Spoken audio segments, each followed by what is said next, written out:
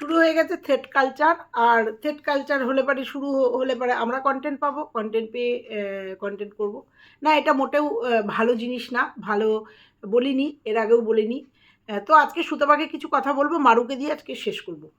প্রথমেই বলি, এই যে কালকে সোনালির একটা লাইভ এসছে, লাইভের কোনো দরকার ছিল না, ক্ল্যারিফিকেশান দিতে এসছে যে ওই একটা কথা নিয়ে, দীপ্তিদির একটা কথা নিয়ে ক্ল্যারিফিকেশান দিয়ে গেছে কালকে। সত্যি আমার মনে হয় না এটা দরকার ছিল। তার এগেনস্টে সুতপা ভিডিও নামিয়েছে, আর এটা তো অস্বাভাবিক কিছু না হবেই, কারণ কন্টেন্ট এইবার বললে পরে অনেকেই বলবে, কেন বলবে না, তাহলে সোনালির কি খুব দরকার ছিল? তো একজন ক্রিয়েটার নয়, সবার মুখে মুখে সোনালির নামটা ঘুরছে, সবার আজকে থেকে না, অনেক দিন থেকে। তো যেহেতু ক্রিয়েটার নয়, সেহেতু দরকার ছিল না, এটা আমার কথা।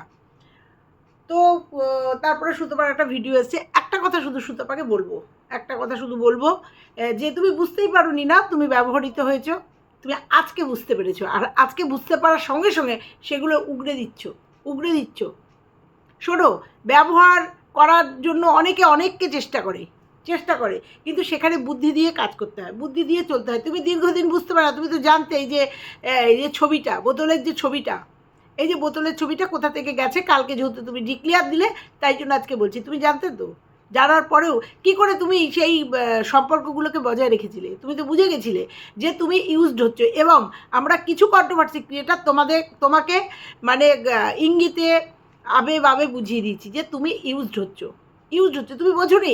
কারণ কেন বলছি, তুমি কালকে আমাকে বলে গেছো যে তুমি 3 বছরের আগের একটা নিয়ে একটা খোঁচা মারা ভিডিও করেছিলে, 3 বছরের আগের একটা অতীত নিয়ে, সেই জন্য তোমাকে ওই ভিডিওটা তেড়ে ফুড়ে তোমাকে দিয়ে করানো হয়েছে। এবং তুমি বলেছো, তোমাকে আবারও আজকে বলছি যে তোমাকে কেউ তেড়ে ফুড়ে কথা, তুমি না কন্ট্রোভার্সি কুইন তোমাকে সবাই বলতো, তাহলে কন্ট্রোভার্সি কোথায় থাকলো? তোমাকে একজন তেড়ে ফুড়ে ভিডিও করতে বললো, আর তুমি তেড়ে ফুড়ে ভিডিওটা একজনের এগেনস্টে করে ফেললে, সব ক্রিয়েটারের এগেনস্টে। তখনও তুমি বোঝোনি যে তুমি ইউজড হচ্ছ। দেখো, আলোচনা সমালোচনা বা ইউজড হওয়ার বা তথ্য দেওয়ার অনেক কিছু করে, কিন্তু কে কতজন সেই ইউজড হয় সেটাকে চিন্তা, কতটুকু ইউজড করতে হবে সেটা চিন্তা করে চলতে হয়।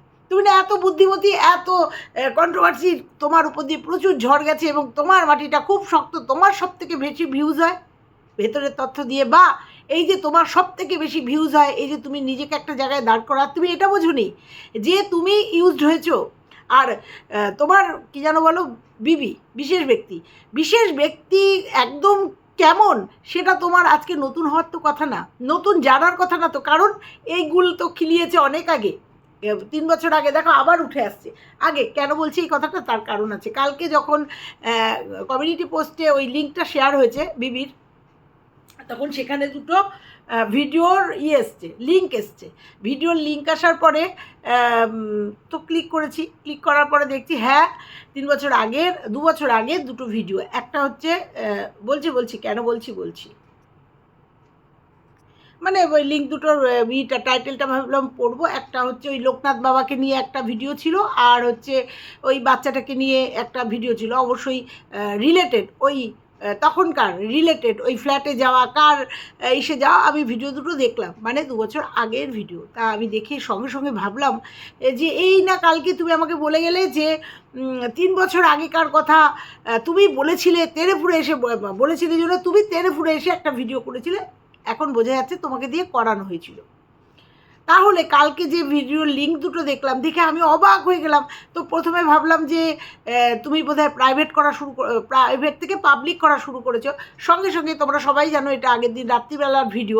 তো সঙ্গে দেখলাম তোমার একটা 3 মিনিটের আর্জেন্ট ভিডিও আসলো, কারণ তুমি ওই লিঙ্কটা দেখে নিয়েছো, যে তোমার ওই লিঙ্কটা দিয়ে তার নিচে লিখেছে, দিদিভাই দেখো এই যে তোমার পুরনো ভিডিওগুলো পাবলিক হচ্ছে। তুমি তার দিতে আসলে, ক্ল্যারিফিকেশান দিতে আসলে, এই ভিডিও দুটো তোমার পাবলিক ছিল। কেন পাবলিক থাকবে? এই ভিডিও দুটো আমি দেখলাম, সেই ভিডিও দুটোতে সেই পুরনো কথা, সেই ফ্ল্যাটের কথা, সেই কার সাথে থাকার কথা, বা এই বাচ্চা দুটো ভিডিওই সেই রিলেটেড। কেন তোমার চ্যানেলে এই ভিডিও দুটো থাকবে? কেন ছিল? কেন প্রাইভেট হয়নি? তুমি না বললে কালকে আমাকে সেই পুরনো অতীতকে আমি খোঁচা দিয়েছি, তাহলে তোমার এই ভিডিও দুটো অতীতকে খোঁচা দেওয়া ভিডিও ছিল না? না, তুমি বুঝতে পেরে ক্লারিফিকেশান দিতে এসছো যে এগুলো পাবলিকই করা ছিল। তাহলে সেরকম হলে তাহলে সব প্রাইভেট তুমি দেখিয়ে দিলে যে কত ভিডিও তোমাকে প্রাইভেট। তাহলে এমন ভিডিও করো কেন যে ভিডিও তোমাকে প্রাইভেট করতে হয়? হ্যাঁ, আমাদের অজান্তে কিছু ভিডিও হয়ে যায়, কিছু দুটো একটা ভিডিও যেগুলো আমাদের ছবি দিয়ে ফেলি বা কিছু দিয়ে সেগুলো আমাদের প্রাইভেট করতে হয়, দুটো একটা বা তিনটে চারটে। সেখানে তোমার শয়ে শয়ে ভিডিও কালকে দেখলাম যে প্রাইভেট হয়ে রয়েছে। এমন ভিডিও করো কেন যে ভবিষ্যতে সেগুলো প্রাইভেট করতে হয়? তারপরে তুমি আজকে বলছো হ্যাঁ যে আমি সেরকম হলে সব পাবলিক করে দেবো। সেটা আমরা দেখতে পাবো, সেটা আমরা দেখতে পাবো যে তুমি সব ভিডিওগুলো প্রাইভেট থেকে পাবলিক করে দিচ্ছ। এটা নতুন কোনো কথা না। অবাক লাগে যে তুমি বুঝতেই পারোনি, তুমি বুঝতেই পারোনি যে তোমার পিঠ পিছে এরকম একটা নাটক চলছে, তুমি বুঝতেই পারোনি। তোমার বোন সমস্তটা ভুলে গিয়ে, তোমার বুনু বিবি আর কি, সমস্তটা ভুলে গিয়ে তোমাকে কাছে নিয়ে নিয়েছে। দেখো, একদিন বুঝে গেছিলাম, একদিন একটা ওয়ার্ডে বুঝে গেছিলাম যে ও কতটা খতরনাক, একটা ওয়ার্ডে বুঝে গেছিলাম। আমি কিন্তু ওকে নিয়ে পজিটিভ ভিডিও করেছি, কিন্তু নেগেটিভ ভিডিওও কিন্তু করেছি, সেটাও দিদিভাই জানতো। আমি কিন্তু একটা কথাই বলেছিলাম, ওর ভুল দেখলে আমি বলবই, আমি ওর ভুল দেখলে বলবই। ওই ভুলকে ঠিককে ঠিক আমি বলতে পারবো না, সেই জন্য আমি অত পছন্দের ছিলাম না, আমি অত পছন্দের ছিলাম না, তাই জন্য পছন্দের আরও কাছের মানুষকে নিয়ে নিয়েছে। না, আমাকে ব্যবহার করা অত সহজ নয়, সেটা বুঝতে পেরেছিল, সেটা বুঝতে পেরেছিল যে আমাকে ব্যবহার করা অত সহজ না, ঠিক আছে?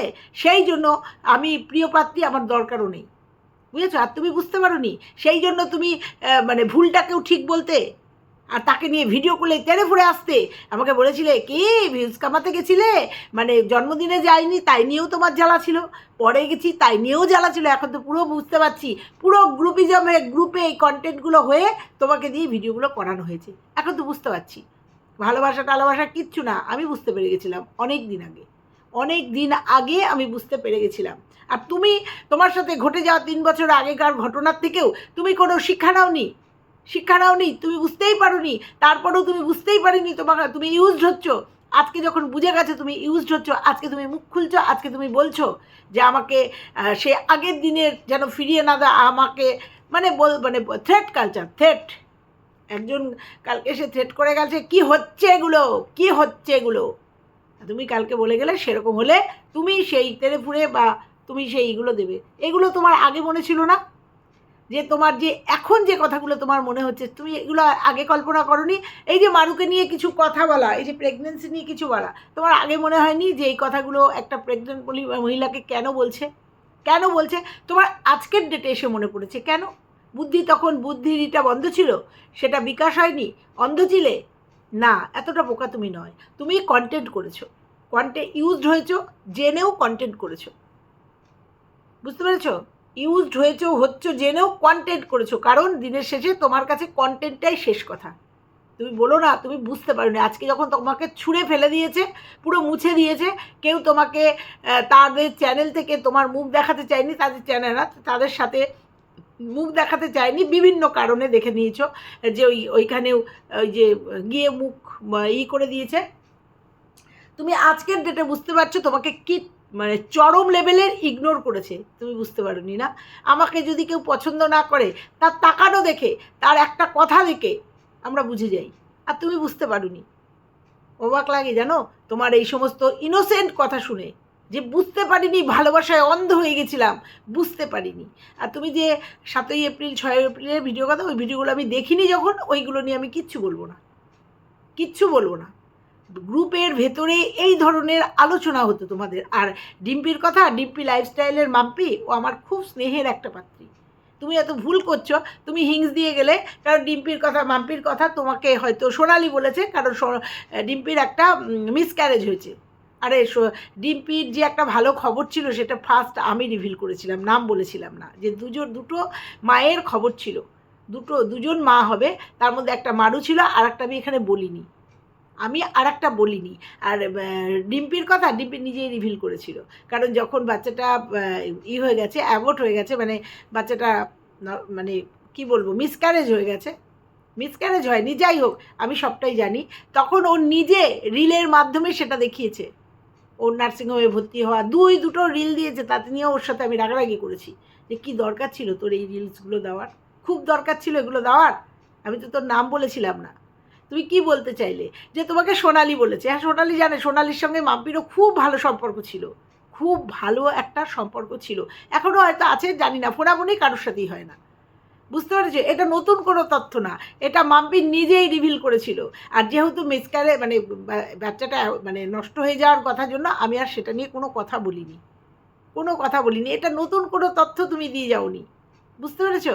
এগুলো তাই এরকম অনেক কথা হয়তো আলোচনা হয়েছে না, সেই জন্য লাফাচ্ছ যে অনেক কথা ভেতরে গ্রুপে আলোচনা হয়েছে, অনেক হিংস দিচ্ছ, এটা তুমি এত বোকা তুমি এখনও এত বোকা যে তোমার সাথে যদি কোনো আলোচনা হয়ে থাকে, গ্রুপে যদি কোনো মুখরোচক আলোচনা হয়ে যায়, এই যেসব কন্ট্রোভার্সি ক্রিয়েটারদের সঙ্গে ভালো সম্পর্ক ছিল বা এখন কথা হয় না, তবুও বলছি ছিল, তাদের সাথে কোনো আলোচনা হয়নি? তোমার মনে হয় তাদের সাথে কোনো এই যে মাখো ভালোবাসার কোনো আলোচনা হয়নি? ওই যেটাকে তুমি বললে টুটি চেপে ধরা, 63 নাকি টুটি তার হাতে, তুমি বললে না, ওগুলো ক্রেডিট নেওয়ার জন্য কেউ বলে। তোমার মনে হয় না যে অনেক আলোচনা অনেকের সাথে হয়, সেগুলো কারুর কন্টেন্ট হয় না, হতে পারে না? আবার যাই হোক, এইটুকুই তোমাকে বললাম যে তোমাদের গ্রুপে যদি এরকম বন্ধুত্বপূর্ণ সম্পর্কে বোন পাতি যদি এই ধরনের মানে স্বামীর নিন্দা পর্যন্ত গ্রুপে আলোচনার মতো একটা জায়গায় এসে যেতে পারে, সেখানে এই যে আমাদের কিছু কন্ট্রোভার্সি ক্রিয়েটারদের সাথে একটা সখ্যতা, একটা ভালোবাসা, একটা কথাবার্তা, সেখানেও কিছু আলোচনা হয়নি? তোমার মনে হয় এগুলো? মনে হয়, কিন্তু এগুলো কন্টেন্ট নয়, বুঝতে পেরেছো? এগুলো কন্টেন্ট না, সবাই করতে পারে না এগুলো কন্টেন্ট। তুমি হলে হয়তো কন্টেন্ট করে ফেলতে, কিন্তু এগুলো সবার জন্য নয়। এইখানেই পার্থক্য, ঠিক আছে? হয়তো তোমার ভিউজ বেশি হয় আর সবার থেকে, কিন্তু পার্থক্যটা এখানেই, বুঝেছো? চলো, অনেকটা কথা বলে ফেললাম, এইটুকুই থাকলো যে এইবার থ্রেটিং কালচার এসছে, এইবার হয়তো সব রিভিল হবে। যে ভিডিও দুটো লিঙ্ক শেয়ার হয়েছে, সেই ভিডিও দুটোও কিন্তু অতীতকে নিয়েই বলা কথা। সেই ভিডিও দুটো তো তোমার চ্যানেলেই ছিল, তখনও বোঝুনি না, সেই ভিডিও কিন্তু এখন যে ভিডিওগুলো করছো ওই বিবিকে নিয়ে, সেই ধরনের ভিডিও, সেই বিশ্বাসঘাতকতার ভিডিও, সেই ভিডিও এখন যে ভিডিওগুলো করছো তখনও সেই ভিডিওগুলো, ভুলে যাও বোধহয় কিছু। চলো, এইটুকু থাকলো তোমার জন্য। এবার মারুকে কিছু বলবো। বন্ধুরা, কেমন আছো তোমরা? নিশ্চয়ই ভালো আছো, আমিও খুব ভালো আছি, বেশ ভালো আছি। এবার মারু, তোকে বলি একটা কথা, তুই কালকে একটা রিলস দিয়েছিস প্রচণ্ড কান্নাকাটি করে, কাকে টাকা দেখ, প্রেগনেন্সির ভরা মাস তোর, প্রথমত এরকম কান্নাকাটি তোর শরীরের জন্য খুব খারাপ, আর এটা যে পুরো অভিনয় করেছিস সেটা বোঝা গেছে, কারণ এরকম ভেতর থেকে যদি এরকম হৃদয় বিদারক কান্না আসে না, সেটার সামনে ক্যামেরা অন করা যায় না। ওই রকম ক্যামেরা ফোকাস সামনে পেছনে নিয়ে ওই রকম করে ফোকাস করে এইভাবে কাঁদা যায় না। যদি রিয়েল কান্না হয় তখন ওই ক্যামেরাটাকে এইভাবে এরকম করে অন করে এরকম করে কাঁদা যায় না, বুঝতে পেরেছিস? এগুলোকে সিম্প্যাথি করানো বলে, এগুলোকে নাটক বলে, এগুলোকে অসভ্যতামি বলে। প্রথমত তোর বাচ্চাটার জন্য মানে এটা একটা এফেক্ট পড়তে পারে, দ্বিতীয়ত কাকে ডাকছিস? দিদির জন্য খারাপ লাগছে, অনেকে ভেবেছে তোর মার জন্য খারাপ লাগছে, কোনো কারণ নেই মার জন্য খারাপ লাগার, সেটা সবাই আজকের ডেটে অন্তত জানে। দেখ, বলতে বাধ্য করাচ্ছিস, আজকের ডেটে সবাই বুঝে গেছে কি মিথ্যে কথা, কারণ প্রমাণস্বরূপ চলে এসছে, ঠিক আছে? নাটক করছিস, এই যে এটা হচ্ছে তো দিদির জন্য, মানে নতুন করে আবার মিলমিশ করতে হবে তো, কেটে একদম সিম্প্যাথি কাটতে হলে, যদি অতই ভেতরের কান্না হয় না, ওইভাবে ক্যামেরা অন করে ওইভাবে রিল করা যায় না, এটা শুধুই ভিউজ কামানোর জন্য আর মানুষকে ইমোশনাল ব্ল্যাকমেল করার জন্য, কারণ সবাই এখন তোর জায়গাটা একটু নরম, কারণ তুই সদ্য প্রথমবার মা হতে চলেছিস, সেই জায়গাটা, সেই সফট কর্নারটার থেকে তোর ওই রিলসটা দেখে সবাই হুমড়ে খেয়ে পড়েছে, এবং অনেক নেগেটিভ কমেন্ট না, নেগেটিভভাবে নিয়েছে যে কেন এরকমভাবে কাঁদছিস, তারপরে এরকম একটা রিল। একটু ভাবিস না, তোরা কখনোই ভিউয়ার্সদের কথা ভাবিস না, তোদের মানি ইজ এভরিথিং, বুঝতে পারছিস? তোর আর তোর বোনের মধ্যে, দিদির মধ্যে কোনো পার্থক্য নেই, তারা উত্তর কমেন্ট বক্সে দেওয়া শুরু করে দিয়েছিস। তা ওই জন্য বলি যে রিলস দিচ্ছিস দে, কিন্তু মানুষকে এইভাবে ব্ল্যাকমেল করিস না, ভালোবাসার মানুষকে, বুঝতে পেরেছিস? নাটক নাটক, কেঁদে কেটে ক্যামেরা অন করে নাটক এই অবস্থায় প্রত্যেকটা মানুষ, বিশেষ করে ইনস্টাগ্রামে যে সমস্ত কমেন্ট এসছে, ভালো লাগে না তোদের এই সমস্ত কমেন্টগুলো নিতে? ভালো লাগে মানুষের নিয়ে খেলতে?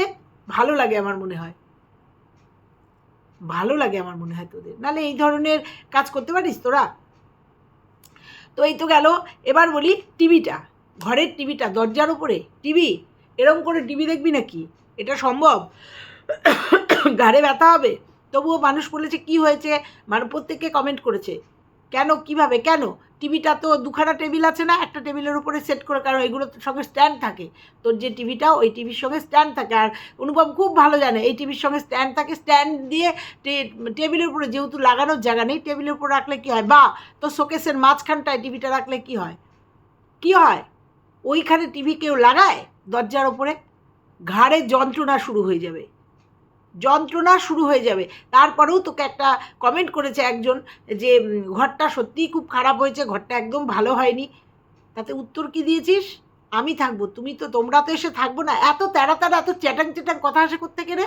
মানুষ ভালোবাসে, এই ভালো জায়গায় ফ্ল্যাট থেকে গোবরডাঙ্গার থেকে এই জায়গাটায় এসছিস, এখনও গোছানো হয়নি, তোরা দেখাচ্ছিস। তাই তোদের ভালোবাসার লোক বলতেই পারে এই কথাটা, বলতেই পারে যে ঘরটা একদম ভালো হয়নি, বলতে পারে না? সঙ্গে সঙ্গে তোমরা এসে মানে দিদির আবহাওয়া মানে হাওয়া গায়ে লাগিয়ে নিয়েছি যাতে কন্ট্রোভার্সি হোক। দিদি যেমন ওই যে ভালো থেকো বুনু, আর সেটা নিয়ে একদম দামামা লেগে গেছে। কালকের ভিডিওতে একদম পরিষ্কার নাইটির বিজনেস নিয়েই গন্ডগোল। এক বিজনেস নিয়ে তোর সাথে গেছে, এবার আর এই বিজনেসকে কেন্দ্র করেই, নাইটির বিজনেসকে কেন্দ্র করেই গেছে কালকে, একদম পরিষ্কার। না, আগে ভেবেছিলাম ওই ভেতরে ভাঙন তো একটা তৈরি হয়েছিল, তারপরে ওই যে কমেন্টে ভালো থেকো বুনু, তারপরে কালকে একদম পরিষ্কার করে দিল নাইটির বিজনেসই আসল। কারণ এটা হচ্ছে অন্ধ ভালোবাসা। সোনালি অন্ধের মতো ভালোবাসে মানে ওই যে রানাঘাটের মানুষকে। তবে আমার মনে হচ্ছে আজ না কাল সোনালিও খাবে এখান থেকে ঝাড়। যাদের বেইমানি, শিরায় বেইমানি থাকে না, তারা প্রত্যেকের সাথে বেইমানি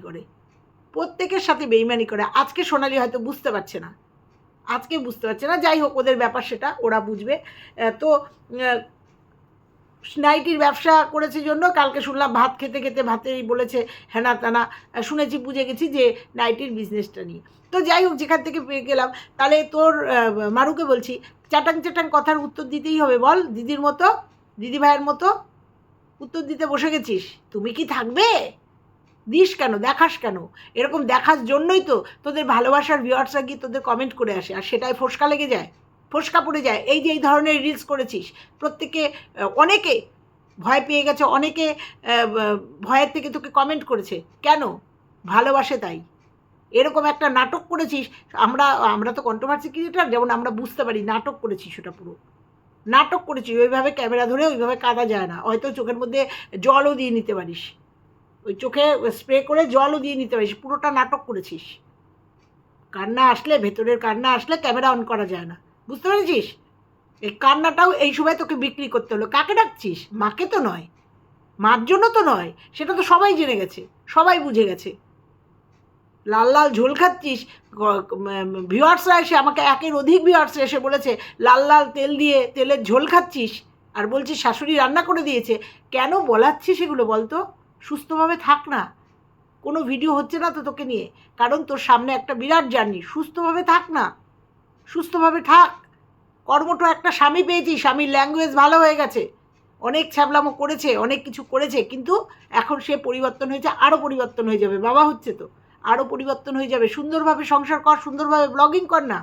না, তোকে একটু দিতেই হবে, তাই না? তো চলো বন্ধুরা, এইটুকুই আজকে থাকলো। সত্যি কথাই মাথাটা গরম হয়ে গেছে। এদের ভুল ত্রুটি দেখলে বললেই ফোসকা পড়ে যায় ওদের। টিভিটা দরজার উপরে লাগিয়েছে, মানুষ বললেই ফোসকা। ঘরটা ভালো না, পছন্দ হয়নি, অনেকেরই পছন্দ হয়নি। সদ্য বাচ্চা হবে, দোতলার ওপরে ওই রকম ঘর, মেঝেটা ওরকম। ও তারপরে মাদুরে বসে খাচ্ছিস, মাদুরে বসে ভাত খাচ্ছিস, মানে কি বলবো, হিন্দু ঘরের বউ হয়েছিস, কিচ্ছু মানে দিদিকে দেখে, তুই তো ওই দিদিরই শিষ্যা, আর কি শিখবি? ও খাটে বসে খায়, ওই টোকাটা কোনো বালাই নেই। হাসপাতাল থেকে এসেও মানে না, ডাক্তার দেখিয়ে এসেও কাপড় ছাড়ে না, বাসি কাপড়ও অনেক সময় ছাড়ে না। ওরই তো বোন তুই, আর কত ভালো হবি? মাদুরে বসেই খাচ্ছিস, মাদুরে বসেই তারপরে গল্প করছিস, মাদুরে বসেই রয়েছিস। এটোকাটার বিচার কর, একটু বিচার কর। মানুষ বলবেই এগুলো, বলবেই। ওই এটোকাটা নিয়ে ওই রকম অনাচার করলে রাতেবেলা স্বপ্ন দেখবি, ভুলভাল স্বপ্ন দেখবি, যেটা আমাদের মা ঠাকুমারা বলতো।